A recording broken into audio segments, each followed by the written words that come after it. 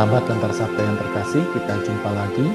Hari ini Sabtu 30 Maret 2024. Malam ini kita merayakan malam Paskah atau Dicili Paskah setelah kita berpuasa dan berpantang selama 40 hari.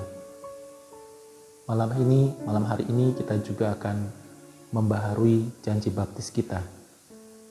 Kita bersedia hidup baru dan juga kita bersedia menjadi utusan-utusan Kristus, membagikan cahaya Kristus di dalam kehidupan kita, supaya kita menjadi terang bagi orang-orang yang hidup dalam kegelapan, hidup dalam dosa.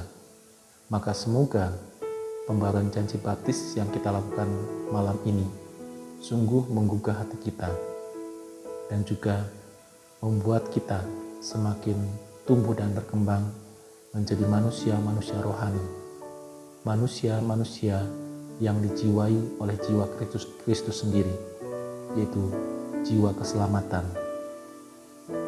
Oleh karena itu, setelah nanti kita menerima pembaruan janji baptis, kita mengucapkan janji baptis kesediaan kita untuk bertekun dan juga menjauhkan diri dari dosa.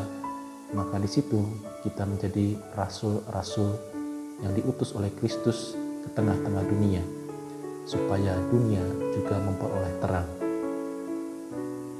Sahabat Lentera Sabda yang terkasih, renungan kita ambil dari Injil Markus bab 16 ayat 1 sampai dengan ayat 7. Jangan takut. Setelah Yesus wafat di kayu salib, maka para murid mengalami ketakutan yang luar biasa. Mereka kehilangan guru yang sangat mereka hormati dan mereka percayai. Tetapi kegalauan mereka, ketakutan mereka hanya sementara. Dan pada akhirnya mereka kembali berjumpa dengan Yesus yang bangkit. Dan demikian juga dengan kehidupan kita. Seringkali kita merasa takut karena kita merasa ditinggalkan Tuhan. Kita merasa ada banyak hal di dalam kehidupan kita yang tidak mampu kita atasi sendiri. Sementara ketika kita memohon bantuan Tuhan, kita merasa tidak ada jawaban, kita merasa tidak ada bantuan. Tetapi sesungguhnya Tuhan sedang berkarya, Tuhan sedang bekerja. Hanya Tuhan yang tahu saatnya, sedangkan kita tidak tahu. Kita hanya menggunakan saat kita, tetapi kita tidak memahami saatnya Tuhan yang bekerja dan berkarya di dalam seluruh kehidupan kita. Oleh karena itu, sahabat Lentera Sabda yang terkasih, maka kita hanya diajak untuk sabar, kita diajak untuk bertekun, dan kita diajak untuk setia, menantikan pertolongan dari Tuhan.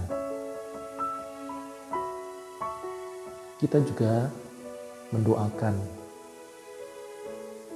situasi dan keadaan kita ini, terutama kemerosotan iman, kelesuhan rohani. Kita mohon bantuan dari surga melalui doa kepada para malaikat, yaitu malaikat agung. Oleh karena itu kita diharapkan terus bertekun dalam doa, baik maupun tidak baik waktunya. Semoga melalui doa-doa kita tadi, khususnya kepada malaikat agung, ada bantuan dari surga yang kita tidak tahu kapan akan datang, yang kita tidak tahu kapan terjadi. Semoga hidup rohani kita itu semakin bersemangat kembali, semakin bergairah kembali dengan ketekunan kita dalam doa tadi, dan juga ditambah dengan pembaruan janji baptis nanti yang akan kita lakukan di malam Paskah. Sehingga dengan demikian kita menjadi terang-terang kehidupan, kita menjadi manusia-manusia pendoa, baik bagi diri kita sendiri maupun bagi orang-orang yang kita jumpai. Sehingga Paskah bukan sekedar perayaan legalitas.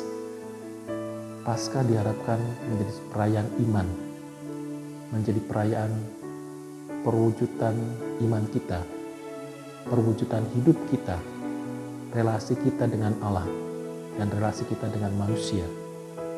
Oleh karena itu, Allah menyediakan sarana-sarana yang bisa kita pakai, kita gunakan untuk mencapai perwujudan iman tadi. Kita semakin menjadi pendamai dalam hidup bersama ini. Kita semakin menjadi pengampun bagi kesalahan-kesalahan yang terjadi.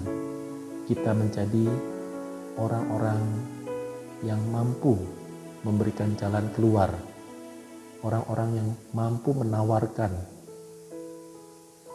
kesatuan dan persatuan bagi mereka yang berselisih, bagi mereka yang jauh. Kita menjadi penuntun bagi mereka.